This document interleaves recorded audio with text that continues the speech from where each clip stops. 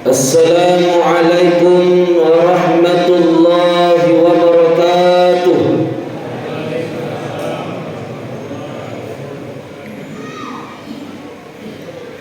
Alhamdulillahi rabbil alamin,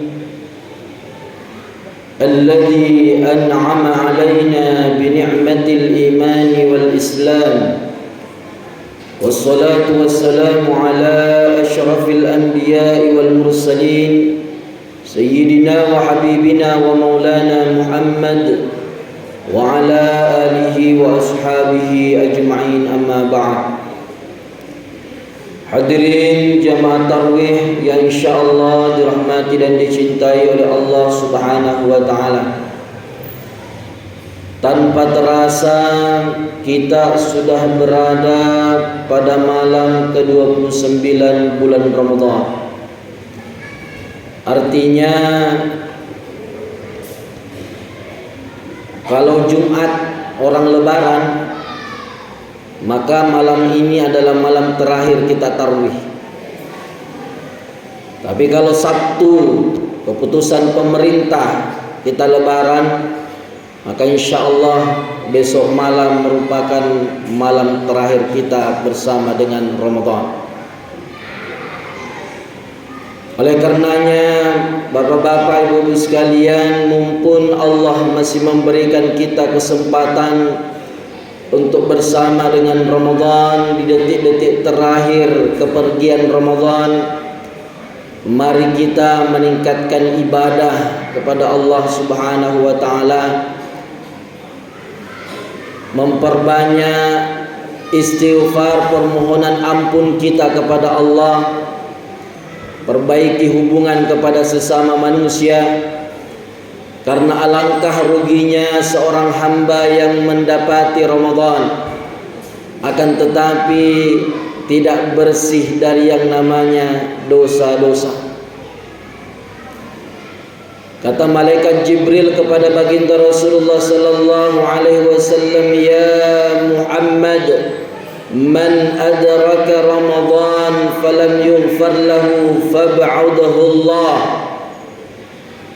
Wahai Muhammad, apabila ada umatmu yang mendapati Ramadan tapi tidak diampuni dosa-dosanya oleh Allah, fab'adahu Allah, semoga Allah jauhkan dia dari yang namanya rahmat Allah. Mudah-mudahan kita semua yang hadir pada malam ini senantiasa mendapatkan curahan rahmat dan kasih sayang Allah Subhanahu wa taala. Saya mau tanya Pak Ibu, kira-kira di malam 29 ini jamaah Masjid Al-Jabal ini tambah banyak atau tambah berkurang? Banyak berkurang. Banyak kurangnya. Kebanyakan sudah pindah jamaahnya ke pasar malam Berbas ataukah ke mal-mal, ya. Tapi alhamdulillah kita masih diberikan keimanan oleh Allah, istiqamah untuk tetap meraih kemuliaan demi kemuliaan yang ada di bulan Ramadan. Tema yang diberikan, yang diamanahkan adalah tentang sabar dan syukur. Apa sebenarnya itu sabar? Apa sebenarnya itu syukur? InsyaAllah malam ini kita akan fokus dulu membahas tentang kesabaran. InsyaAllah besok subuh kita akan bahas tentang syukur, karena terlalu singkat kalau kedua-duanya ini mau kita bahas di malam ini. Hadirin jamaah tarawih yang insyaallah dirahmati dan dicintai oleh Allah. Menurut ulama kita, sabar adalah quwwatut tahammul, tahan banting. Tahan banting dari apa? 3 hal yang perlu kita tahan banting darinya. Pertama, tahan banting dari cobaan ujian yang diberikan oleh Allah Subhanahu wa taala.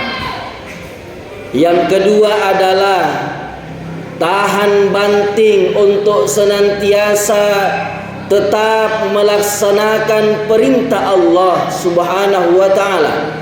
Dan yang ketiga adalah tahan banting untuk tidak melaksanakan larangan-larangan Allah Subhanahu wa taala. Maka hadirin, kehadiran bulan Ramadan menjadi bulan kesabaran. Kenapa Ramadan dikatakan sebagai bulannya kesabaran? Karena bulan Ramadan adalah bulan yang menuntut banyak kesabaran. Jadi orang yang mampu berpuasa, orang yang mampu melaksanakan ibadah-ibadah di bulan Ramadan, tak lain dan tak bukan adalah orang-orang yang memiliki kesabaran yang tinggi. Karena satu-satunya ibadah yang paling banyak membutuhkan kesabaran adalah ibadah puasa. Makanya tidak tanggung-tanggung Rasulullah menyebutkan, Pak, bahwa ibadah puasa ini adalah ibadah dalam rangka melawan musuh yang paling besar, yang paling dahsyat, bahkan lebih dahsyat daripada perang Badar. Ketika Rasulullah pulang dari perang Badar, Pak, tentu kita sepakat bahwa perang Badar itu adalah perang yang sangat dahsyat. Kenapa? Karena pasukan muslim pada saat itu hanya kurang lebih 300 pasukan. Sedangkan pasukan kafir Quraisy itu terdiri dari kurang lebih 1000 pasukan. Tapi berkat kegigihan, berkat pertolongan Allah Subhanahu wa taala, sehingga umat muslimin mendapatkan yang namanya kemenangan.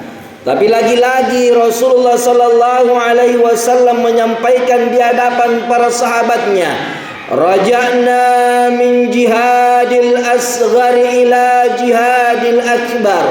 Sesungguhnya kita baru saja pulang dari perang kecil dan akan menuju pada peperangan yang besar. Tentu sahabat kaget mendengarkan pernyataan Rasulullah. Kata Rasulullah, kita baru saja pulang dari perang kecil, akan menuju pada peperangan yang besar. Para sahabat kaget kok Rasulullah menganggap bahwa perang Badar ini adalah perang kecil, padahal perang Badar adalah perang yang sangat dahsyat menurut para sahabat. Lalu kemudian para sahabat bertanya, wa ma jihadul akbar ya Rasulullah? Kalau begitu wahai Rasulullah, manakah jihad yang besar itu wahai Rasulullah? Kata Rasulullah, jihadun nafs, jihad melawan hawa nafsu. Jadi kita berpuasa ini, Pak, melawan hawa nafsu kita. Nah, nafsu itu, Pak, tidak bisa kalah kecuali dengan puasa. Nafsu itu sulit dikendalikan kecuali dengan puasa. Ya. Dalam sejarah penciptaan nafsu, Pak, ketika nafsu telah diciptakan oleh Allah, ditanya oleh Allah, wahai nafsu, man ana wa man anta? Siapa aku, siapa kamu? Apa kata nafsu? Ana, anta. Saya, ya saya. Kamu, ya kamu. Coba ditanya sama Allah, siapa saya, siapa kamu? Nafsu bilang, saya ya saya, kamu ya kamu. Kira-kira, Pak, kalau bos tanya, misalkan yang karyawan, bos tanya ke kita, siapa aku, siapa kamu? Terus kita bilang sama bos kita, kamu ya kamu, saya ya saya. Kira-kira apa tanggapannya bos, Pak? Marah pasti dipecat juga. Nafsu karena sombongnya dimasukkan ke dalam ruangan yang sangat panas. Nafsu meronta, dikeluarkan dari ruangan yang panas itu. Kembali ditanya, man ana wa man anta? Siapa aku dan siapa kamu? Lagi-lagi nafsu tidak bertaubat, lalu mengatakan di hadapan Allah, anta, ana. Kamu ya kamu, saya. Coba dimasukkan ke dalam tempat yang sangat dingin hingga kemudian nafsu membeku, tersiksa. Dikeluarkan, ditanya kembali, man ana wa man anta. Lagi-lagi nafsu tidak taubat, mengatakan anta, ana. Coba keras kepalanya ini nafsu, Pak. Disiksa dengan api, disiksa dengan dingin, tidak taubat. Ketiga kalinya dimasukkan ke dalam sebuah tempat, berhari-hari tidak diberi makan, tidak diberi minum, tersungkur nafsu di hadapan Allah, bersujud di hadapan Allah, lalu kemudian berkata, anta khaliq wa ana makhluk. Engkau adalah Tuhan pencipta, sedangkan aku adalah yang dicipta. Coba, nanti dia taubat, Pak, setelah tidak diberi makan, tidak diberi minum. Itu artinya obat senjata yang paling ampuh untuk mengendalikan nafsu manusia tak lain dan tak bukan ibadah puasa. Itulah sebabnya, Pak, ibadah puasa mengapa membutuhkan banyak kesabaran, itu berbanding lurus juga dengan kemuliaan yang Allah berikan kepada hamba yang berpuasa. Jadi rumusnya, Pak, di mana kesabaran itu berada, pasti Allah menyiapkan pahala yang sangat besar di balik kesabaran itu. Innama yuwaffas sabiruna ajrahum bighairi hisab. Sesungguhnya hanya dengan kesabaranlah Allah memberikan kemuliaan yang tidak terhitung. Betapa besar nilai kemuliaan itu. Makanya dalam hadits qudsi dikatakan, Allah berfirman, as-saumu li wa ana ajzibi. Puasa itu untukku dan sayalah yang akan langsung membalasnya. Pertanyaannya, kenapa ibadah puasa langsung Allah yang membalasnya tanpa memberikan berapa banyak ukuran pahala yang diberikan? Coba, Pak, baca Al-Quran, ada ukuran pahalanya. Satu huruf yang kita baca dalam Al-Quran 10 pahalanya. Betul? Itu di luar Ramadan. Di dalam Ramadan dilipat gandakan lagi pahalanya. Salat berjamaah, as-salatul jama'ati afdalu min salatil fardhi bi 27 darajat. Orang yang melaksanakan salat berjamaah itu dilipat gandakan pahalanya 27 derajat dibandingkan orang yang salat sendiri. Ada ukuran pahalanya. Tapi puasa tidak diberikan ukuran, Pak. Allah hanya mengatakan, puasa ini untukku, sayalah yang akan langsung membalasnya. Kenapa? Saking banyaknya kemuliaan yang Allah berikan kepada orang yang berpuasa.